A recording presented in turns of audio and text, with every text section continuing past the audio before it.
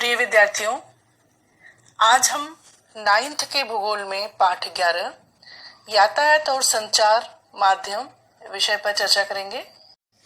यातायात दो शब्दों से मिलकर बना है, यात धन आयात, जिसका अर्थ होता है आना और जाना।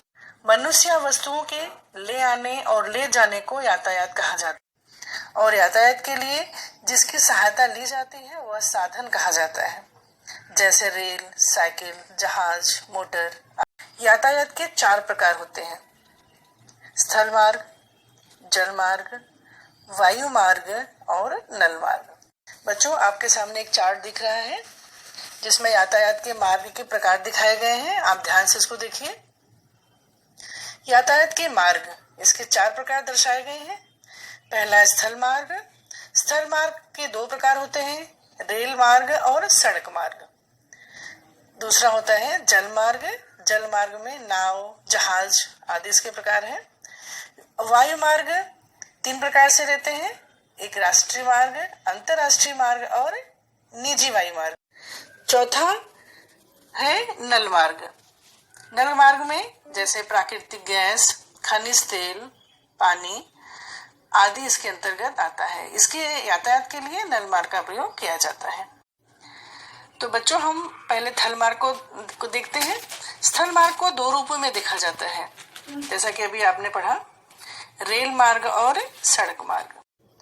यह मार्ग समतल, धरातल, मैदानी भूमि आदि प्राकृतिक संरचना के आधार पर सघन और विरल पाया जाता है। सघन मतलब घना और विरल मतलब जहां दूर दूर तक छिटके होते हैं। तो जहां भी समतल भूमि होती है, जहां मैदानी भाग होते हैं, ऐसे जगहों पर जो यह स्थल मार्ग होता है वो सुलभ रूप में पाया जाता है। और स्थल मार्ग एक सस्ता और सबसे उपयोगी प्रकार का मार्ग होता है। यह मार्ग राज्यों, जिलों, गांवों को एक दूसरे से जोड़ता है। बच्चों, आप जानते ही हो, सड़कें कहां से कहां तक एक दूसरे को जोड़ती रहती हैं, हमको कहां से कहां तक पहुंचाती रहती हैं। हम इस मार्ग से दूर दूर तक जा सकते हैं।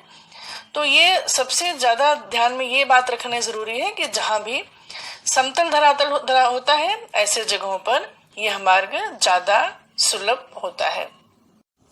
इसके बाद दूसरा नंबर आता है जल मार्ग। यह एक सस्ता एवं सुगम साधन है। भारी सामान के परिवहन के लिए यह मार्ग अत्यंत उपयोगी होता है। इसमें पानी के जहाज, नाव, स्टीमर, पनडुब्बी आदि साधन सहायक होते हैं। तीसरा हमारा मार्ग है वायु मार्ग। यह सबसे तीव्रगामी परिवहन का साधन होता है। समय की बचत होती है, लेकिन यह बच्चों सबसे महंगा साधन माना जाता है। यह दुर्गम एवं बीहड़ क्षेत्रों में जहां स्थल मार्ग का उपयोग नहीं हो सकता है, यह मार्ग उपयोगी माना जाता है।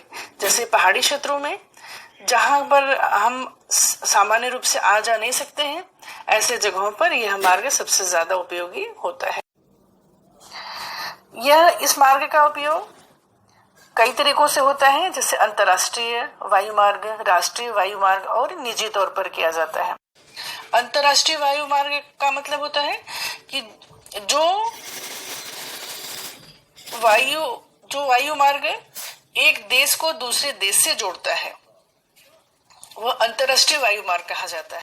राष्ट्रीय वायु मार्ग का मतलब होता है जो राष्ट्र में ही एक राज्य से दूसरे राज्य को जोड़ता है, इसको राष्ट्रीय वायु मार्ग कहा जाता है। और निजी तौर पर कुछ निजी कंपनियां होती हैं जो अपना निजी वायु मार्ग के साधनों का उपयोग करती हैं, वो निजी तौर से चलाती हैं। जैसे बच्चों, हमारे पास अपनी गाड़ी होती है तो हम उस गाड़ी से आ जा सकते हैं, या तो हम उस गाड़ी को किराए के रूप में उपयोग कर सकते हैं। तो इसी तरह से वायु मार्ग में भी एक निजी साधनों का उपयोग किया जाता है। इसके बाद चौथा और एक नया मार्ग है नल मार्ग।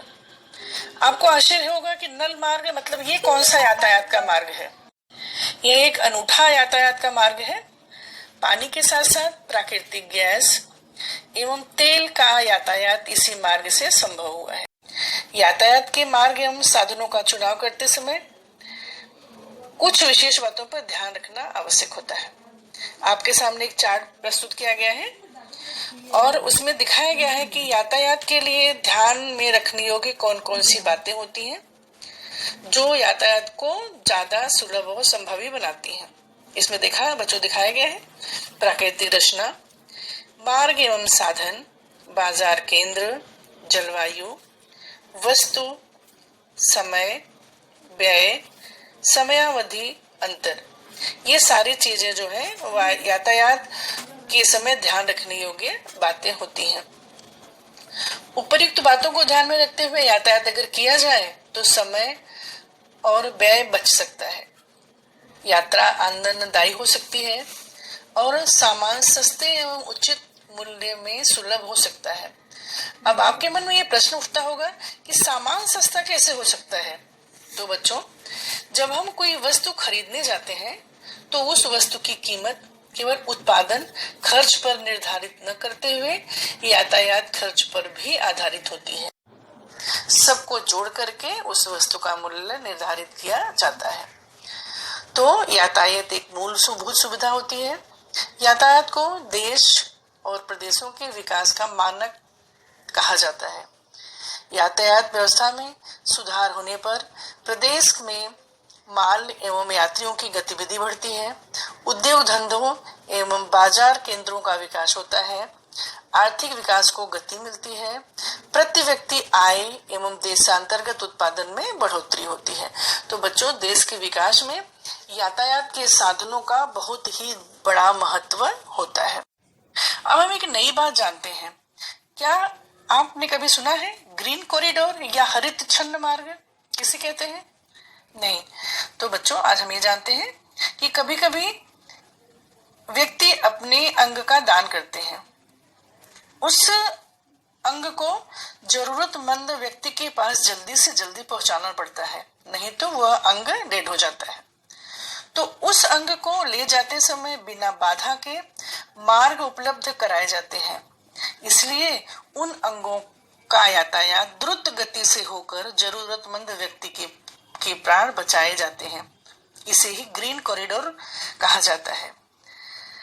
तो बच्चों, अभी कुछ समय पहले आपने सुना होगा कि पुणे से किसी व्यक्ति का अंग मुंबई में लाया गया था और बड़ी तीव्र गति से सब व्यवस्थाओं को देखते हुए उसको सिर्फ 45 मिनट में पुणे से यहाँ तक पहुंचाया गया था और उस जरूरतमंद व्यक्ति की जान बचाई गई थी। तो एक बहुत ही आधुनिक मार्ग है जिसको ग्रीन कॉरिडोर कहा जाता है। तो बच्चों, आज आपने यातायात की जानकारी ली। आशा है कि आप समझ गए होंगे कि यातायात देश के विकास में कितना सहायक होता है और हमारे लिए कितना उपयोगी है। और अगले वीडियो में हम संचार के माध्यमों की जानकारी लेंगे। धन्यवाद।